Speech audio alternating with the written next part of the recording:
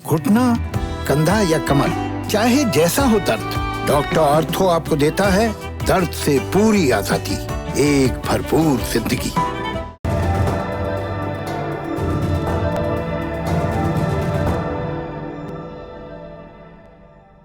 एक हवाई जहाज को लेकर क्या क्या तमाशे हो सकते हैं। सरकारों का मुद्दा बन सकता है, सरकारों का मखौल बन सकता है, और कोई ऐसा वैसा हवाई जहाज नहीं, दुनिया का सबसे महंगा हवाई जहाज।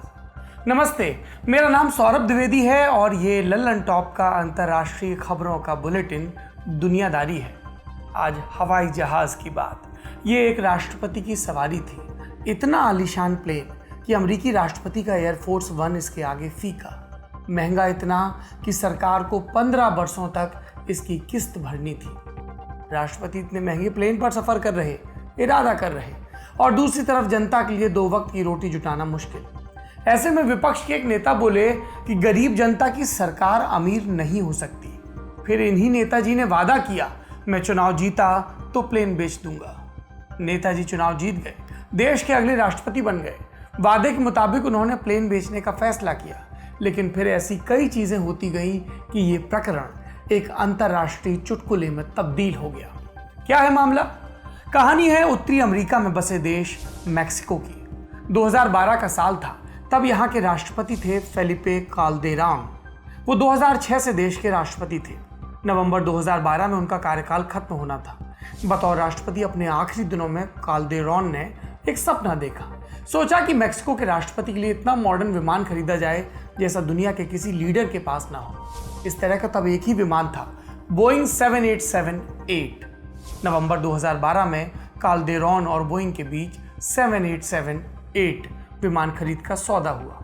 कीमत 935 करोड़ रुपए मात्र। डील के बाद 30 नवंबर 2012 को काल्देरॉन की प्रेसिडेंसी खत्म हुई। राष्ट्रपति बने एनरिके पेन्या नियतो। 2016 में इन्हीं के कार्यकाल में बोइंग ने उस 787-8 ड्रीम लाइनर की डिलीवरी दी मैक्सिको को। बोइंग ने राष्ट्रपति की जरूरतों के मुताबिक इस विमान के इंटीरियर में बदलाव किए। इस मॉडिफिकेशन में भी लगभग 670 करोड़ रुपए मात्र का खर्च आया। विमान की शुरुआती लागत 935, इसमें यह जोड़ दीजिए तो प्लेन की फाइनल लागत लगभग 1600 करोड़ रुपए मात्र। मैक्सिको के एक मशहूर फ्रीडम फाइटर के नाम पर प्लेन का नाम भी रख दिया गया, होसे मारिया मोरलोस पावोल। इस विमान से पहले दुनिया में सबसे पावरफुल प्रेसिडेंशियल सवारी थी एयरफोर्स वन, अमेरिकी राष्ट्रपति का आधिकारिक विमान। अभी जो एयरफोर्स वन इस्तेमाल में है वो 3 दशक पुराना है। इससे थोड़ा जवान ही था मैक्सिकन राष्ट्रपति का पिछला विमान। उसकी कीमत थी लगभग 317 करोड़ रुपए। दिसंबर 1988 से ड्यूटी में लगे पिछले प्लेन ने करीब 2500 बार उड़ान भरी थी। अब भी अच्छा खासा काम कर रहा था, लेकिन नया विमान खरीदना था, क्योंकि सरकार का कहना था कि पुराना विमान लैंडिंग के वक्त शोर करता था। इस वजह से नया प्लेन। और इतना महंगा प्लेन लेने की जरूरत क्यों? वो भी तब जब देश की माली हालत खराब हो। ड्रग्स कार्टेल्स की हिंसा के चलते देश के ज्यादातर हिस्सों में बुनियादी ढांचा भी मुकम्मल ना हो और प्रति व्यक्ति आय सालाना 80,000 रुपए से भी कम हो। यही तर्क थे विपक्ष के, और उसने इस विमान खरीद पर सरकार को घेरा। ये आलोचना फेलिपे काल्देरॉन के समय से शुरू हो गई। जब एनरिके पेन्या राष्ट्रपति बने तो उनसे ये डील रद्द करने की अपील की गई, और विपक्ष की इस मुहिम की अगुवाई कर रहे थे आंद्रेस लोपेज ओब्रादोर। ये नेशनल रिजर्वेशन मूवमेंट पार्टी के लीडर थे। आंद्रेस ने प्लेन की डिलीवरी से पहले कहना शुरू कर दिया कि सरकार को नया प्लेन बेच देना चाहिए। इसके जवाब में जानते हैं सरकार ने क्या किया? सर्वे करवाया। इसके मुताबिक अगर सरकार विमान बेचती है तो भी असल लागत वसूल नहीं हो सकेगी। करीब 42% से ज्यादा का घाटा होगा। लेकिन ओब्रादोर, विपक्ष के नेता, अड़े रहे। 2018 में देश का अगला संसदीय चुनाव होना था। ओब्रादोर ने कहा, अगर मैं जीता तो प्लेन को बेचकर मैक्सिको की जनता का पैसा वापस लाऊंगा। चुनाव हुए। इसमें 2 बड़े मुद्दे थे विपक्ष के। एक, ड्रग कार्टेल्स के हाथों होने वाली हिंसा, और दूसरा भ्रष्टाचार। और इस भ्रष्टाचार का सबसे बड़ा प्रतीक था प्रेसिडेंट का प्लेन। चुनाव हुए और विपक्ष के नेता ओब्रादोर जीत गए। 1 दिसंबर 2018 से उन्होंने राष्ट्रपति का पदभार संभाला। पद संभालने के बाद उनकी सरकार प्लेन बेचने की तैयारियों में जुट गई। इसके लिए जरूरत थी खरीदार की, लेकिन 1600 करोड़ रुपए का एक second hand specially modified plane कौन खरीदे? एक संभावना थी कि शायद कोई कमर्शियल एयरलाइन खरीद ले, लेकिन कमर्शियल यात्रा के लिहाज से इसे रीडिज़ाइन करने में करोड़ों रुपए खर्च होते।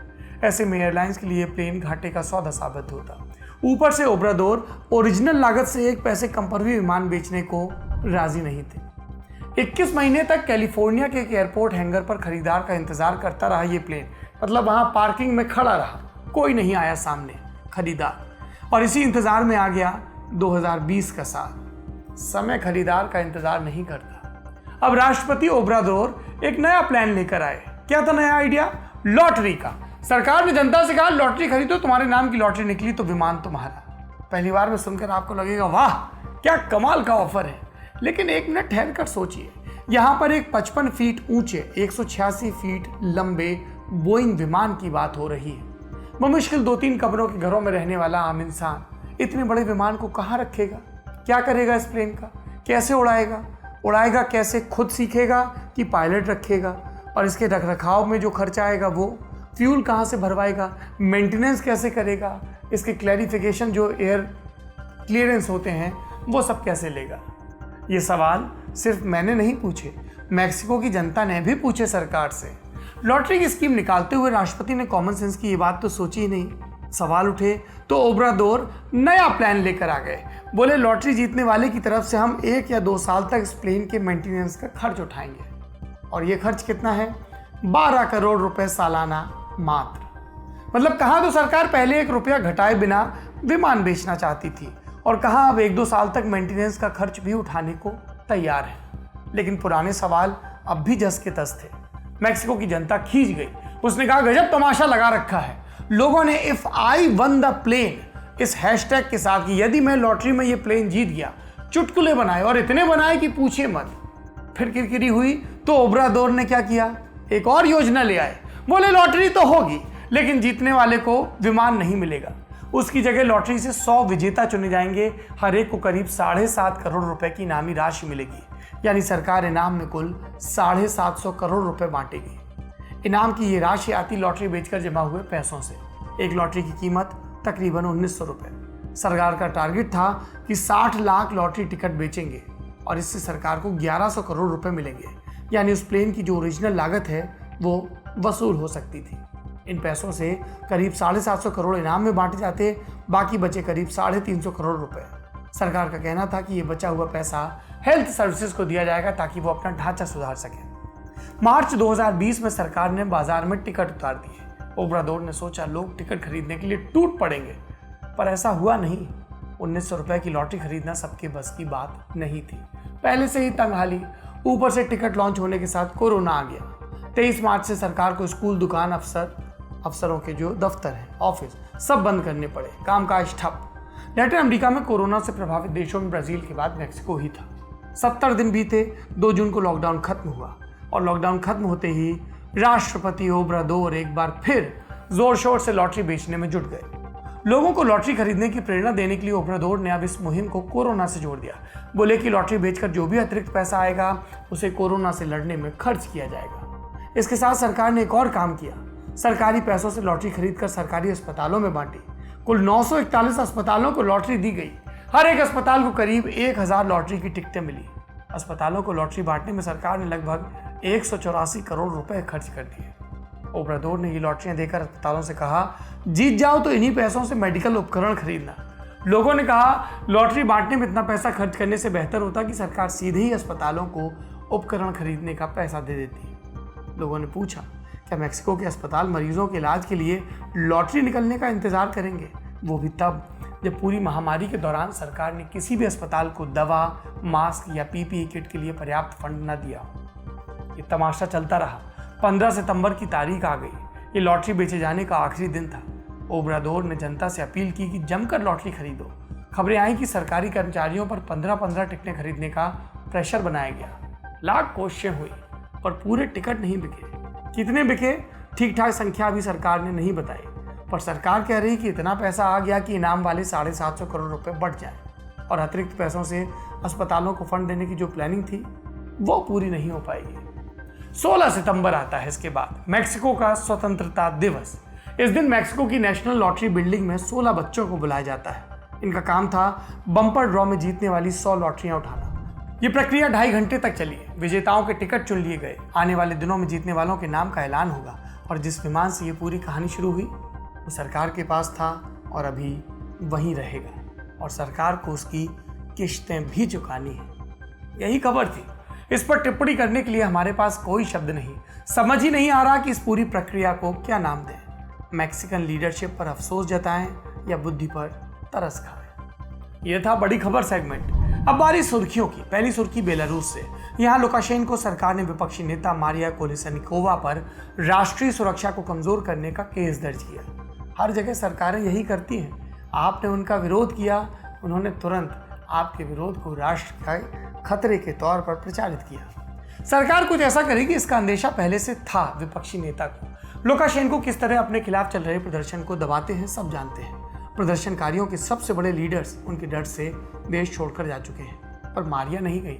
सरकार ने जबरन बेलारूस से निकालना चाहा, लेकिन देश में रुके रहने के लिए उन्होंने अपना पासपोर्ट तक फाड़ दिया। वो सरकार की जातियों के आगे डटी हुई है। दूसरी सुर्खी ताइवान से है। यहाँ विदेश मंत्री हैं जोसेफ वू। 17 सितंबर को उन्होंने न्यूज चैनल फ्रांस 24 को एक इंटरव्यू दिया। इसमें कहा कि हांगकांग के बाद चीन का अगला निशाना ताइवान होगा। जोसेफ ने बताया कि पिछले 1 साल में चीन के फाइटर जेट्स 30 से भी ज्यादा बार ताइवान के इलाके में घुस चुके हैं। ताइवान का रक्षा विभाग किसी भी तरह के चीनी हमले से निपटने की तैयारी में लगा है। इसके बावजूद ताइवान को अंतर्राष्ट्रीय बिरादरी से ज्यादा सपोर्ट की जरूरत है। तीसरी सुर्खी अमेरिका से है। यहाँ सैली नाम का चक्रवात आया। इसके चलते अमेरिकी गल्फ कोस्ट के इलाकों में हालात खराब हैं। प्रशासन के मुताबिक 4 घंटों के भीतर 4 महीने के बराबर पानी बरस गया। भारी बारिश तूफान से सबसे ज्यादा प्रभावित हुए फ्लोरिडा और अल्बामा प्रांत। कई इलाकों में बाढ़। प्रभावित इलाकों से हजारों लोगों को निकालना पड़ा। करीब 5.5 लाख लोगों को अंधेरे में रहना पड़ रहा है। नेशनल हरिकेन सेंटर ने चक्रवात के कारण आई बाढ़ को ऐतिहासिक और जानलेवा बताया। आपको दुनिया की खबर बता रहा हूँ और बिहार और पूर्वोत्तर के राज्यों की बाढ़ की शक्ल नजर आ रही है। ये थी सुर्खियां। अब बारी हमारे तारीख सेक्शन की। 17 सितंबर है आज और इसका इतिहास जुड़ा है कपड़े के सौदागर से। जैसे न्यूटन ने सेब के पेड़ तले बैठकर ग्रेविटी का सिद्धांत खोजा, वैसे ही उस सौदागर ने एक दिन तालाब किनारे टहलते हुए विज्ञान की एक अहम खोज की। कहानी नेदरलैंड में शुरू होती है। 17वीं सदी में यहाँ एक कपड़ा व्यापारी थे। उनका नाम था एंटनी वैन लेवेनहुक। एंटनी कपड़ों और उसके रेशों की क्वालिटी परखने का काम करते थे। कपड़ों के महीन धागे अच्छी तरह नजर आए, इसके लिए एंटनी खुद ही कांच को तराश कर मैग्नीफाइंग लेंस बनाते थे। धीमे धीमे वो लेंस बनाने में माहिर हो गए। सैकड़ों लेंस डिजाइन किए उन्होंने। इसमें से कुछ उस समय के सबसे तगड़े माइक्रोस्कोप से भी कई गुना ज्यादा असरदार थे। साल 1676 की बात है। ढलती गर्मियों की एक शाम एंटनी बाहर टहल रहे थे। तभी उनकी नजर तालाब के पानी पर जमी काई के ऊपर ठहरी। एंटनी ने सोचा कि इसका सैंपल लेकर इसे अपने लेंस से देखूं। उन्होंने जब काई के उस सैंपल को लेंस के नीचे रखा तो नजर आए कई सूक्ष्म जीव, ऐसे जीव जिन्हें इंसानी आंखों ने पहले कभी नहीं देखा था। एंटनी ने इन सूक्ष्म जीवों को नाम दिया डियर कैन। डच भाषा में इसका मतलब होता है छोटा जानवर। एंटनी को पता था कि उन्होंने एक बड़ी डिस्कवरी की, इसलिए उन्होंने चिट्ठी लिखकर लंदन स्थित रॉयल सोसाइटी को इस खोज की जानकारी दी। ये उस समय की एकमात्र प्रायोगिक विज्ञान की संस्था थी। एंटनी ने रॉयल सोसाइटी को पहला खत भेजा 17 सितंबर 1683 को। रॉयल सोसाइटी ने एंटनी के दावे पर भरोसा नहीं किया शुरुआत में, लेकिन एंटनी ने अपनी खोज साबित की। उनके खोजे गए सूक्ष्म जीवों को फिर नाम दिया गया बैक्टीरिया। और आपको पता है एंटनी को अंग्रेजी नहीं आती थी।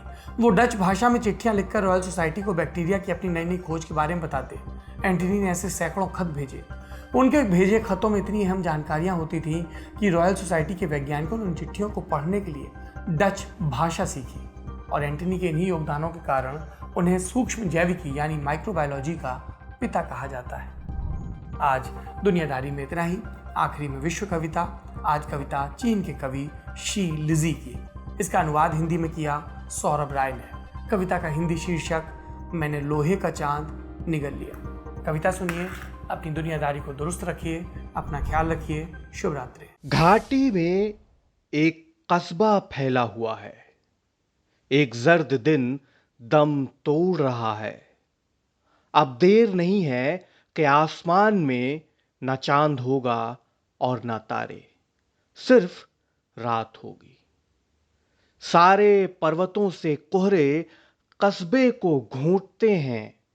कोई आवाज, कोई घर, कोई खेत उनकी धुंध को नहीं भेदते।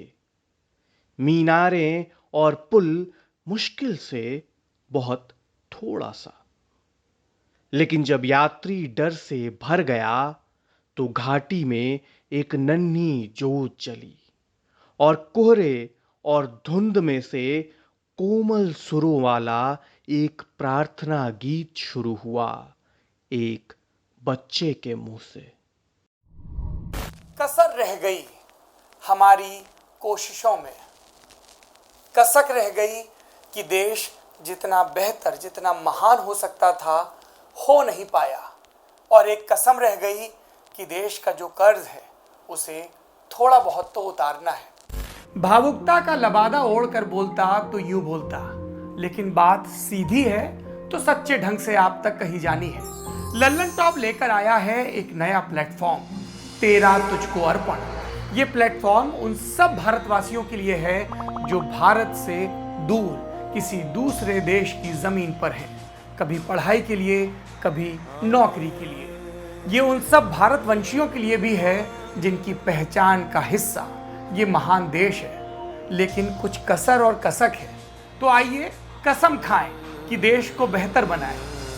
हमें आपसे चाहिए आपके हिस्से का ज्ञान, जो आप लल्लन टॉप के जरिए अपने देशवासियों के साथ साझा करें। ये मस्ती के पल भी हो सकते हैं जब आप कहीं घूमने जाएं और आपको लगे कि सिर्फ मेरे यार दोस्त और परिवार वाले ही क्यों, पूरा देश जाने इन नायाब चीज़ों के बारे में। ये पॉलिसी से जुड़ा, ज्ञान से जुड़ा कोई मसला हो सकता है। तो आइए और लल्लन टॉप की इस नई पेशकश तेरा तुझको अर्पण का हिस्सा बनिए।